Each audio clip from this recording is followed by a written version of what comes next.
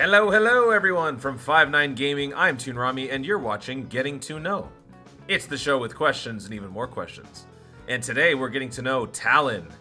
He's a content creator with 2 YouTube channels, a gamer with his own Twitch channel, a teacher, and one of the founders of 5 9 Gaming who often rages live on a stream for your entertainment. Tallen, welcome to the show. I like how you lead off with the, he rages for you guys. But what's going on, guys? Konnichiwa, what's going on? Tallen from Japan here. Glad to be here, Toon. At this point, I'm pretty sure you're synonymous with just the funny rage gamers. So I figured, we might as well open with it. Oh, it makes sense. And I know that you're used to asking others questions and making them think, but today, there's going to be a little role reversal here, so I hope you're ready to get to work. You good? All right, let's do this. All right, let's go.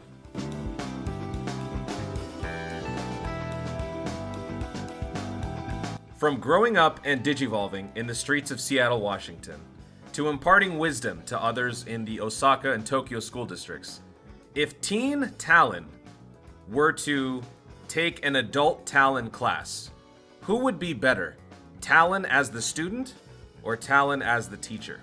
Oh, 100% Tallen as the teacher. As a student, I was I was pretty lazy. I sat in class. I'd do the work, but I just didn't care. I didn't care about high school. So no, as a teacher, I'd be way better.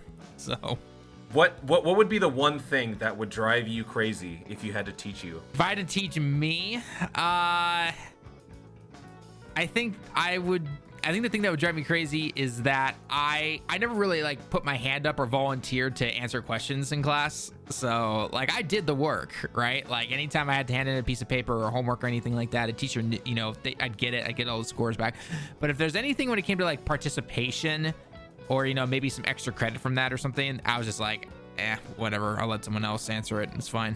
So I think that probably would have been the hardest thing because I've noticed that after becoming a teacher, I really like getting students involved and getting people to talk and everything. And my younger self would have been like, yeah, middle finger right here, man. I would have been like, okay, you're on my list, buddy. Oh, wait, that's me now. So, I mean, if you compare teaching to the States where I'm from and teaching in Japan, I definitely don't have the really bad students that you sometimes hear about where, they're drug addicts or, somebody is, just constantly bad mouthing you in class and everything like that. I don't get anything like that in any of my classes. And I think that part of that probably does come down to the culture and everything. That being said, though, I definitely get my students who they never pay attention. They're always talking and everything like that. And I've had to call them out in front of the class a few times, and it helps being able to speak a little Japanese. And then everyone's kind of snickering at him or being like, oh my God, this guy's serious. And he understands what we're saying. We can't speak Japanese and, have the foreign teacher who can't speak any Japanese who's teaching us not say anything. It's no, I understand what you're saying. So knock it off. That's got to be a pretty rewarding feeling. On the first day of class, people walk in with certain expectations and then boom, barrier broken because you can speak the language. How often does that happen to you? So pretty much every single April when the new school year starts and everything. And if there are students that I have not taught before, and I will talk, and I'll introduce myself, just a very simple introduction. And I always throw a little Japanese in there, and the students look at me just eyes go wide open. They're like, oh, this guy actually knows some Japanese, because 9 times out of 10, usually when these kids have probably had teachers that either teach them English or teach them anything using English, so other subjects potentially, they have this idea that either A, the teacher cannot speak any Japanese or knows very little, or B, they're not supposed to, right? There's some kind of imaginary rule where you're not supposed to use Japanese in the classroom because, it's well, if you're using Japanese and you're basically telling the kids that it's easy mode and you don't need to actually focus and actually use the new language or use those skills that you're trying to use. And that's not really how I approach my class. Yes, I mostly speak English in my classes, whether it's math or English, but there are times where I'll throw in random Japanese phrases, words, or I will speak an actual sentence in Japanese just to kind of keep the kids on their toes and also show them that, hey, it's okay if that, I do this, and it's okay if you guys make mistakes. So I always make mistakes when I speak Japanese as well, sometimes in my classroom. So do you think teaching has made you a more patient person, or has it had an adverse effect? I mean, I've always somewhat been a patient person. Although, of course, if my parents ever saw this video, they'd be like, ha, yeah, right, you know, and then list off A, B, and C examples and everything like that. But I will definitely say that being a teacher has definitely made me a lot more patient in terms of things. You know, I mean, simple things like, you know, when you tell your students that, hey, I need you to solve this problem or these problems or write this essay or something like that, right? And then most of them are gonna be quiet, you know, and they're just writing or, you know, writing out their formulas or anything. And so you're sitting there with nothing much really to do. I mean, you can walk around and check their work and everything, or if someone has a question, but for the most part, you gotta do that. And that's a very basic example of being patient, but that also comes down to if somebody is trying to solve something where you're trying to do a one-on-one type of teaching style, or if somebody raises their hand to give you the answer, but they're having trouble, you know, with a certain step or pronunciation or anything like that. So yes, I would definitely say it has helped with that. What's one aspect of the Japanese school life that anime perfectly encapsulates? And then what's one thing that it completely has wrong? Okay, so I'll go with the wrong first because I'm sure it's kind of an easy one, and I would hope that most people would recognize that it's not, you know, a real representation of it. But regardless, the one thing I think that easily gets wrong is all of that, you know, crazy drama stuff where you have like the main character and they've got either some kind of love interest or something like that. And all of a sudden that like one perfect moment happens where said love interest or something is talking to someone else that potentially likes them, and then, you know, huge misunderstandings happen and everything like that. That never happens. And obviously I know that's a very simple answer, and hopefully most people would understand that, yeah, well, no duh, that like never happens at all. So that's definitely one. For some reason though, whether it's anime, manga, whatever it is, they always do it no matter what. So it's just like, I don't know why, when that's clearly not a normal thing here in Japan. And then I guess in terms of things that are 100% accurate, so anytime you see things like, you know, like a culture festival or a sports day or anything like that, that's all real. I've been to all of mine in terms of both schools that I've worked at, and I've worked at like 3 different schools now. I've been to all of them, whether it was back in the Kansai area, down near Osaka and everything, or even being up here in Tokyo. I've been to all those events, and they are exactly as they are, you know, shown in manga and anime and everything. So that's definitely something they get right.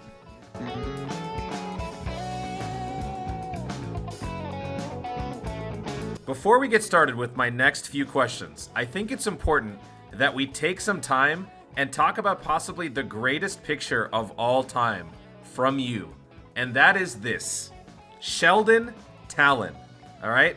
Tell me the beautiful story behind this, because this has got to be the greatest Tallen picture I've ever seen, and everyone needs to know about it. Oh, okay. I you know, okay, first off, I'm just gonna say I expect like 5,000 likes just for the photo alone. The fact that I gave that to you just to show for this video. But anyway, 10 out of 10, dude.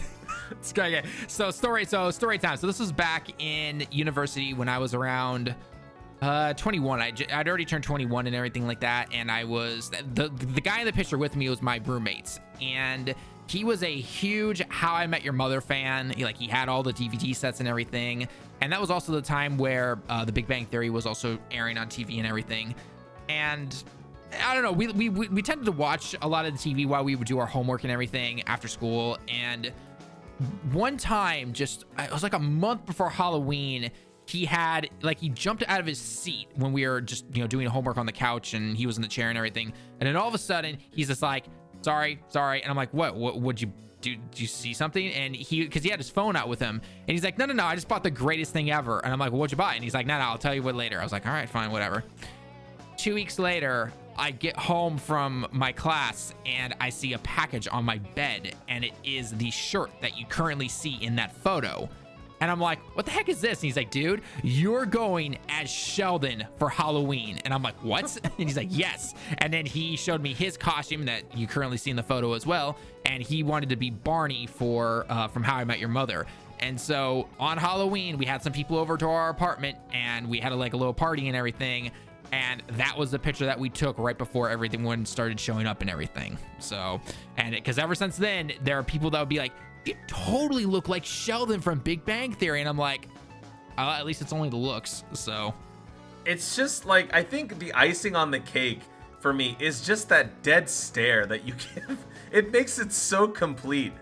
That was on purpose. That was on purpose. Yeah, I think it's important to mention that was intentional. That was not, that's not how you are normally. So now, with that in mind, what I want to do, Talon, is I want to give you a bunch of Big Bang Theory quotes from various characters. I want you to do two things for me. One, I want you to tell me who said it.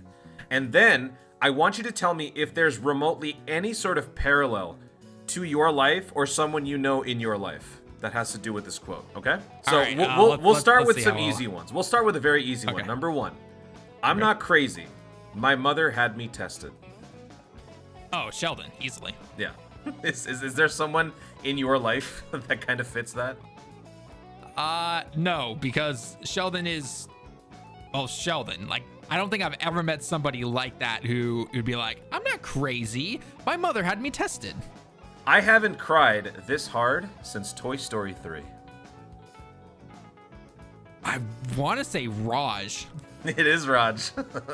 I can draw a little bit of parallels in terms of Toy Story 3 because my family, actually, all four of us, we saw the original Toy Story all together as a family. We saw the second one together. And then funny enough, when the third one came out, that was right before I was going off to college. And we all went to the theater and we saw it together before I left because I was, it was like, oh, we're losing a member of the family, quote unquote, even though it's just simply going across 3-hour drive from where we live. So there's no place for truth on the internet. I want to say Howard. Yeah, 3 for 3, dude. Do you feel like that statement is true? God, I mean, especially in today's age, I would definitely, it makes it seem like it, but you know what? I don't necessarily agree with that. I think because obviously, like you and me, we've met on the internet, right? That's true. And we've, everyone from 5'9", I've met technically on the internet. So, there's always some truth, I think. I always think there is. Is there a Howard in your life? Oh, yeah, actually there was in high school. Like one of the biggest nerds I ever knew, but at the same time really tried to be a ladies' man and failed at it. If outside is so good, why has mankind spent thousands of years trying to perfect inside? That's Sheldon, dude. It definitely is. I mean, I definitely don't agree with it. I mean, for one, we all know Sheldon is crazy, even though, again, he has been tested supposedly. But as somebody who grew up with a dad who we always went hiking together, camping, I was always outside riding my bike and everything. I'm just the complete opposite of what I grew up with. All right, we got one more. Okay, all right. One cries because one is sad. I cry because others are stupid, and that makes me sad.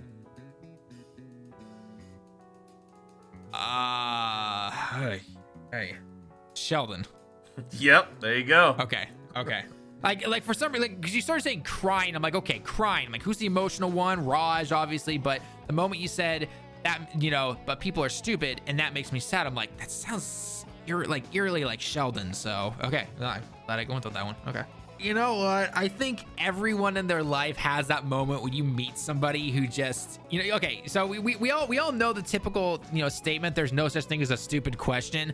I actually disagree with that. Not so much in the classroom sense, where, someone will ask a question or something like that. I totally get that. Some people just simply don't understand something, so you have to explain it to them. But there are some people that they say something and you just go like, did you think about that before it came out of your mouth type of thing? So I actually do get that, yes. As fun as it is to call you Sheldon based on your appearance in that picture, which character out of all of them would you say you most align with based on personality or other traits? Is there one? Is there like a home run character that really affiliates with you? Man. If you had to combine characters, how would you create that formula? 10% who, 80% who, 10% who? I like how you just said formula and percents. Well, I mean, I guess technically you have to throw in Penny a bit because she's the only actual, at least in the beginning, she was the active one, right? Mm-hmm. So, I don't know, I'd say 30, 40 of that, just in terms of being active and, being social and being able to go out and everything like that. In terms of my nerd side, I guess, I would say Leonard. Because Leonard at least is somewhat sociable and he understands how things work and everything. But at the same time, again, he's got his nerdy side to him and everything. I guess another 30 or 40 in there, I guess. I'm not really sure. Maybe knock the penny part down to about 30 or so. Okay. And then the rest of it, I guess, I don't know where I'd throw in the last percent. It could be like a mix of like every other character in that show, or just little bits or something. But yeah, kind of, I guess those two would be the main kind of mixer or something like that. Okay. So How would you? Okay, so here's a tough one. What do you think I would be if there was to be just an amalgamation of characters in there? Which one do you think would predominantly encapsulate me? Part of you has to be Howard, just based on the voice acting alone, because Howard does a lot of his own voice acting and everything. That's very true. He's very good. You have to have a little bit of that. Like, I'm not saying you're full Howard or anything, but you have to have a little bit of that just because of your voice acting alone. Let's see. I guess because you said you're the crier, you'd have a little bit of Raj in you, probably. Fun fact, every single time I've seen Endgame, which is over hundreds of times, literally, I've cried each and every time at certain scenes. Okay. Yep. So you definitely have some Raj in you. Definitely a little bit of combination of Leonard and Penny in there as well, just simply because obviously you play games and everything, so you've got your nerd side to you, but you're also very social yourself. So, you've got the Penny part in you there. I don't know if you're the drinking part of that, but I would hope not because she goes pretty crazy. But I'd say that's kind of your mix in there. So am I predominantly one of those two like you, or am I predominantly Howard or Raj or what? I don't know. You're a good mix of all of them, I would say. Yeah, I'm unquantifiable, right? Yep, there you go. That's right. I'm an enigma.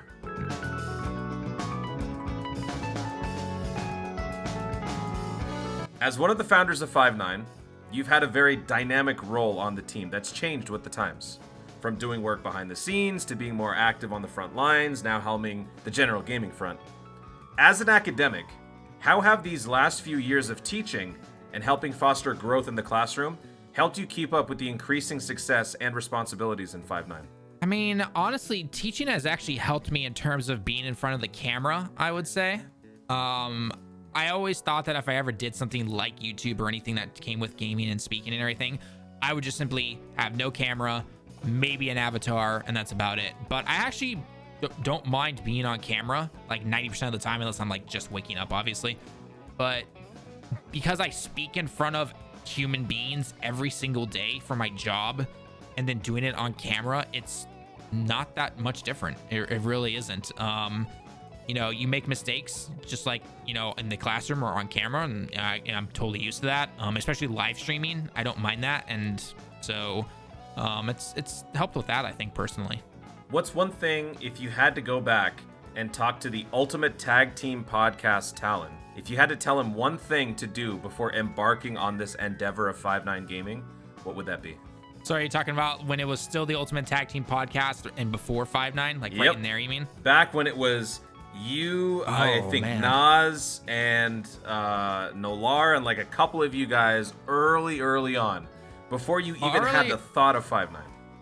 Well, early on, it was me, Nolar, Goresh, and Speedy, I believe. Those are the original four in terms of that. But if I had to go back and tell him myself, I guess, one thing, become free to play faster. Like, I think honestly that would be that'd be one thing. I'd be like, dude, just go free to play faster. Just focus on the Mario Kart streams. No need to worry about Dokkan. Yeah, exactly. I think we can all agree that Mario Kart Tallen is the greatest Tallen of all time. Would you agree with that? Yeah, but I can also say that about you too, man. I mean, that first stream we had, oh my gosh, that was so much fun. Me triggering you and you triggering me have got to be some of the best moments in 5-9. I think so too. I think so too. It was so much fun. Folks, make sure to catch Tallen on his YouTube channels as well as his Twitch streams and of course on the 5-9 streams, and you will be seeing a lot more of him as he is one of the leaders of this entire shebang. Tallen, thank you so much for being here, my friend. Yeah, thank you so much for having me, man. It was awesome chatting with you, and man, scroll down memory lane. I've learned I've learned a lot more about you today, and I can genuinely say that it was a pleasure knowing that you are as big of a Big Bang Theory nerd as I am. Respect. Bazinga. Oh God, Bazinga. Give me your best Bazinga. Let's end this on your best Bazinga. Bazinga.